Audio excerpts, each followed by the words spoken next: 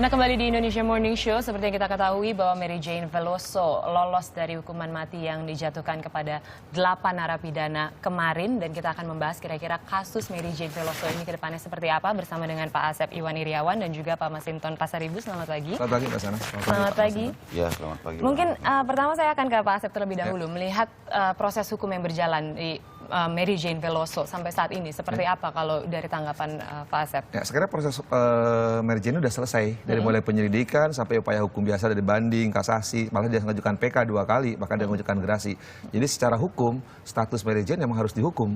Harus hukum mati, itu sudah selesai secara hukum. Tidak ada skenario B, ini skenario putusan C. itu bahasa hukumnya adalah res judicata preperat habetur. Putusan harus dihormati, dianggap benar selama tidak bisa dibatalkan oleh putusan lebih tinggi. Ini putusan sudah mulai upaya hukum, baik upaya hukum biasa, luar biasa, bahkan dia sudah mengakui. Artinya secara hukum status Mary Jane adalah harus dihukum mati.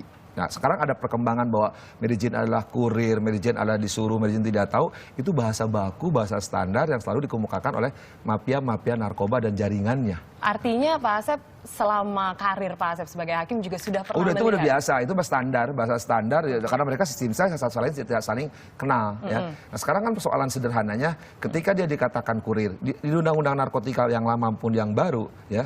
Ingat, jangankan dia jadi kurir, kan dia menjual.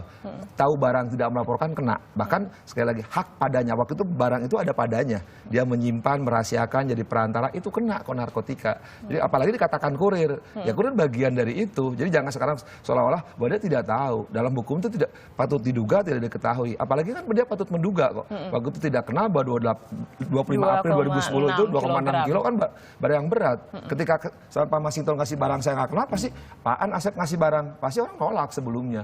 Ya, jadi sekali lagi secara yuridis itu sudah selesai. Tapi di luar yuridis silahkan kita hormati kalau ketika ada proses sekali lagi, bahkan gini, katakanlah nanti di Filipina ya ada hukuman yang menyatakan dia ada human trafficking, kemudian dihukum, putusan pengadilan Filipina tidak bisa merubah putusan yang sudah kekuatan hukum tetap yang ada di Indonesia, tidak bisa merubah status Mary Jane yang harus dihukum mati. Oke, jadi tidak ada lobby-lobby yang bisa dilakukan. Ya lobby silahkan, di luar yuridis itu hak, itu masalah diplomasi, masalah hubungan baik itu silahkan. Tapi secara yuridis ya Bapak Presiden tidak bisa merubah, hanya digerasi. Tapi gerasi itu hanya sekali ya, dan itu sudah dilakukan, dia melakukan kesalahannya. Apakah dia akan melakukan gerasi, akan melakukan apapun, ya silahkan. Tapi secara yuridis sudah selesai. Oke, kita akan melanjutkan lagi ke Pak Asep, tapi saya minta tanggapan dulu dari Pak Masinton. Ya. Seperti apa? Itu persoalan penundaan aja ya. Jadi ini kan persoalan kedaulatan hukum kita. Alasan apapun yang dilakukan oleh pihak Mary Jane, dalam hal ini juga lawyernya maupun pemerintah Filipina harus tetap menghormati proses kedaulatan hukum Indonesia. Jadi kalau kita lihat sudah tadi Pak Asep sudah katakan, Mary Jane juga sudah mengajukan gerasi, mengakui salah apa segala macam. Nah, memang ke depan perlu diatur lagi. Orang yang sudah menyampaikan gerasi tidak boleh lagi melakukan upaya-upaya hukum karena sudah mengakui salah, minta pengampunan. Nah, kalau di kita kan dia gerasi jadi tolak, terus kemudian mengajukan PK, mengajukan petun apa segala macam. Nah, banyak upayanya. Iya, nah jadi besok-besok ke depan itu belajar dari kasus-kasus ini, maka ke depan itu setiap yang sudah diponis mati gitu ya, nggak boleh lagi setelah dia mengajukan gerasi, kalau presiden tidak memberikan pengampunan, nggak boleh melakukan upaya-upaya hukum lain. Sudah berhenti begitu saja gitu ya. Tapi memang yang kita lihat saat ini juga PK waktu itu sudah diajukan 1 kali, tapi kemudian ditambah gitu oleh Mary Jane gitu. Tapi bagaimana proses hukum selanjutnya kalau misalnya memang dikatakan dia akan mengajukan gerasi kembali untuk yang kedua kalinya? Nah, sekarang itu hak dari siapapun warga negara ya, yang terkena kasus, dia melakukan PK 2 kali, 3 kali, 4 kali. Memang MK mengatakan PK boleh lebih sekali. Tapi Mahkamah Agung sudah mengeluarkan surat edaran bahwa PK hanya sekali. Itu juga di KUHP diatur 268 ayat 3 bahwa PK hanya sekali. Ketika dia mau PK 2 kali, 3 kali, silakan. Pasti PN selalu menolak, berpegangan pada surat edaran Mahkamah Agung. Gerasi pun sama, ketika gerasi sekali dia akan mengajukan gerasi, ya nanti presiden silahkan. Toh ketika mengajukan gerasi, presiden pun minta pertimbangan Mahkamah Agung. Dan dalam prakteknya tidak hanya itu, minta pertimbangan Menteri Hukum, Kejaksaan Agung, Menko Polhukam. Nah, apakah sekarang presiden yang dulu pernah menolak gerasi akan memberikan gerasi? Ya kita kita lihat nanti itu kan di luar hukum katanya. Berarti semuanya maksudnya tidak akan mengubah hukum yang Sekali memang lagi, sudah dijatuhkan tidak merubah. kepada Walaupun Mary sekarang Jane kan ada Veloso. kecenderungan sebelumnya itu ada yang kasus Australia kan, udah di PN ini kompetensi absolut, dia lari ke pengadilan Tun. Padahal Tun objeknya lah keputusan atas negara, lari ke MK, itu kan perundang-undangan. Jangan-jangan saya bilang sering saya katakan, lari ke pengadilan agama, minta didoain cepat, atau lari ke pengadilan niaga supaya dipilitin nyawanya, gitu kan. Atau ke DPR, ke diwakilin cepet ya. Diwakili oleh Pak Masinton begitu ya.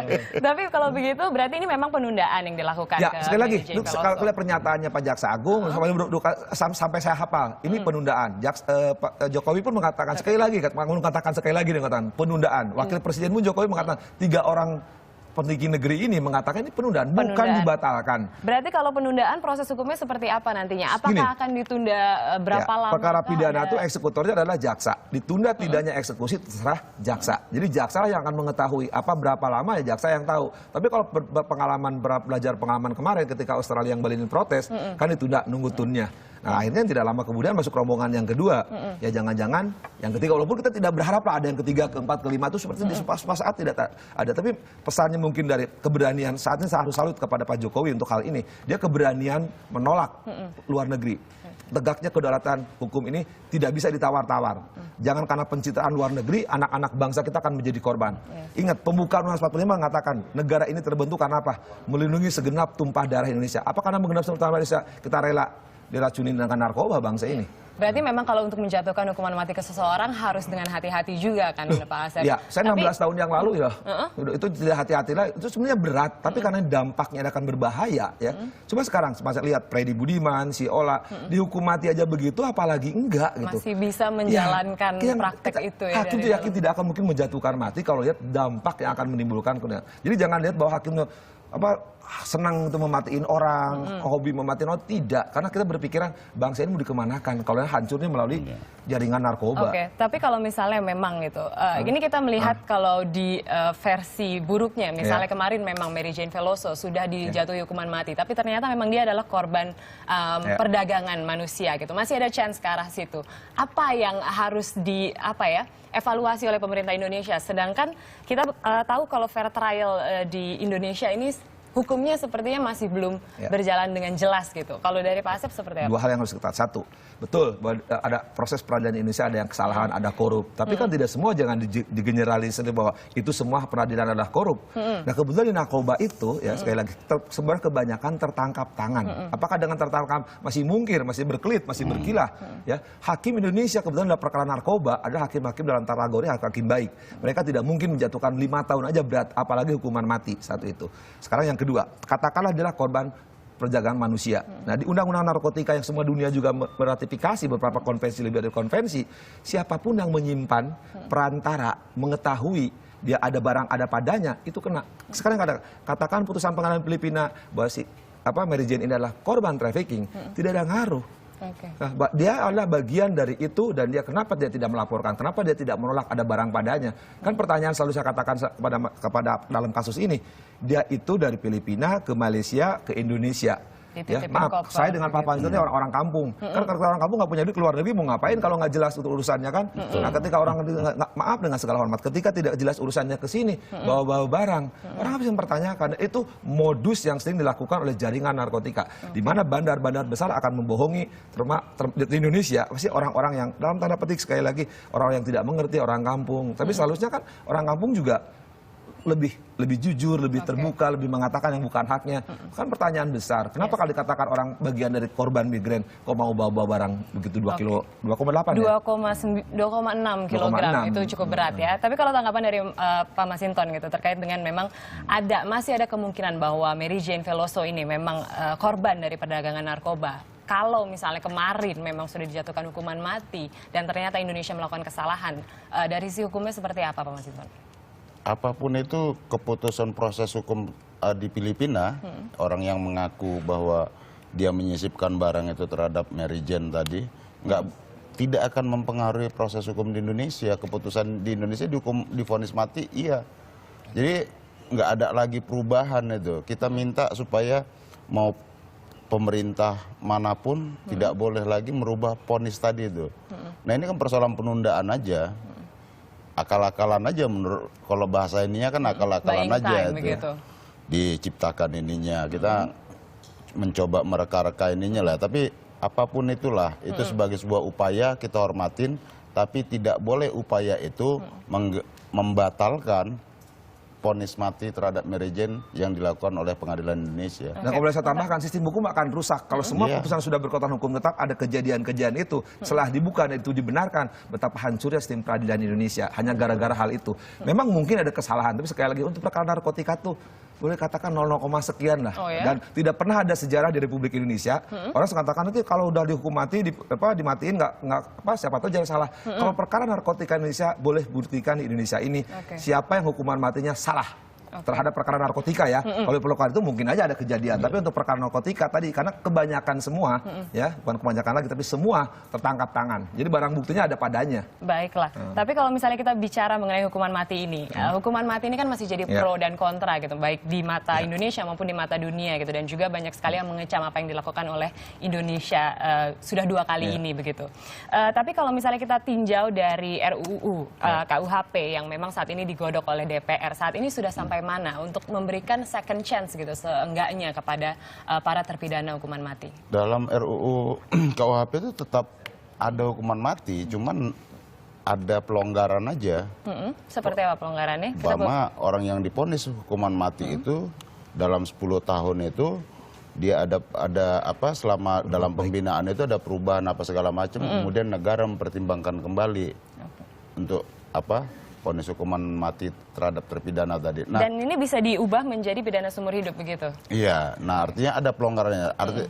Tetap aja harus ada hukuman mati tadi. Karena dalam undang-undang dasar kita juga membolehkan hukuman mati. Perundang-undangan kita yang lain juga, undang-undang narkotika juga hukuman mati, undang-undang terorisme juga hukuman Undang-undang mati. HAM juga malah mati. Iya. Tapi saat ini penggodokannya sudah sampai mana, Pak? Ini lagi berjalan, naskah akademiknya sekarang masuk dalam prolegnas tahun 2015 ini, kita harapkan nanti bisa selesai dalam 2015 atau 2016 nanti. Oke, kalau Pak Asep melihat apa yang sudah digodok oleh para anggota DPR ini mengenai RUU KUHP? Kan hukuman mati sampai kita mati atau nanti mati pun tidak akan pernah selesai, ada ujung yang pro dan kontra. Secara akademis oke lah tidak akan pernah selesai, tapi secara yuridis sudah selesai persoalan ini bahwa hukuman mati intensinya ada. Nah, apakah nanti akan kita hukuman mati? Ya terserah Pak Masinton dan kawan-kawan, politik hukumnya apa kemana, apakah masih setuju hukuman mati atau tidak ya. Nah, katakan saya pikir banyakkan anak-anak Indonesia atau masyarakat Indonesia pada umumnya lebih setuju pada hukuman mati. Ya. Nah, ketika hukuman mati ada nanti dengan beberapa kecualian tadi di RU-nya bahwa dia setelah menjalani sekian tahun dia berbuat baik berubah, nggak ada masalah. Kan sering saya katakan dengan hukuman mati aja keadaan begini, apalagi nanti hukuman mati. Kita bayangkan sering ada kejadian kan pembunuhan yang sangat sadis, anak kecil pedofil dan semuanya itu yang sangat mengerikan. Kalau hukuman mati nggak ada, bayangkan nanti orang. Bisa supaya hukum itu berat pada yang bersangkutan tapi hukumannya nggak ada. Tapi sekali lagi, kalau yang minimal kalau orang tidak melakukan perbuatan yang ancaman mati, yakin hakim tidak akan menjatuhkan mati. Berarti efek jerahnya seperti apa? Ya, gitu, efek jerahnya yang ada orang dimatiin pas selesai kok, tapi ada pesan kepada yang lain. Nah ini pada WNI, WNA jangan coba-coba main narkotika di Republik Indonesia. Termasuk WNI yang ada kewenangan lagi kalau main narkotika, kalau di Indonesia drama jilid 1, jilid 2 akan terulang. Mau nggak ditonton oleh orang ini, oleh anak bangsa seluruh dunia bahwa Anda akan digantung di Nusa Kambangan? Jadi memang hukuman ini memang harus ditegakkan begitu. Saya pikir harus tegas. Kalau itu nggak ada kan penegakan hukum tegak itu karena politik hukum, masih dan pemerintah membuat undang-undang. Arahnya apa? Supaya ada ditegakkan hukum. Ada kesadaran hukum masyarakat. Kalau berbuat A, B, C, D termasuk narkotika, Anda akan ditembak di Nusa Kambangan. Berarti Anda sangat setuju dengan hukuman mati ini? Bukan sangat setuju lagi, itu memang harus dilaksanakan. Karena saya pernah sebagai pelaku yang menghukum mati pertama di Republik untuk perkara narkotika, ya. Sampai saya keluar jadi hakim, itu baru dieksekusi baru 1, yang lain belum, masih ada 30 lebih. Kalau dari Pak Masinton, apakah hukuman mati ini masih perlu dilanjutkan oleh Indonesia ataukah perlu ada evaluasi di dalam penerapan hukumannya gitu? Dengan kondisi saat ini ya, untuk kejahatan-kejahatan luar biasa tadi itu seperti narkotika, terorisme, kemudian pembunuhan sadis, sampai juga dengan tindak pidana korupsi, saya rasa kita harus tetap memperlakukan hukuman mati. Nah, kalau kemudian ada perlu pembenahan dalam penerapan hukumnya, iya itu harus dibenahin. Tapi kita tidak bisa menghilangkan esensi dari hukuman mati tadi sebagai hukuman maksimal ya, agar bisa orang juga berpikir untuk melakukan tindakan-tindakan kejahatan yang luar biasa tadi. Baik, terima kasih banyak atas informasinya dari Pak Masinton dan juga Pak Asep. Tentunya ini juga menjadi perhatian kita semua di mana memang hukum harus ditegakkan. Dan kembali lagi ke data, memang narkoba ini menjadi kejahatan luar biasa di mana pengguna narkoba saat ini di Indonesia dikatakan 4 juta orang dan memang 33 sampai 50 orang setiap harinya meninggal akibat narkoba. Dan tentunya kita mengharapkan ke depannya hukum Indonesia akan lebih baik dan juga masyarakat Indonesia akan lebih merasa keadilan yang diberikan oleh pemerintah. Dan selanjutnya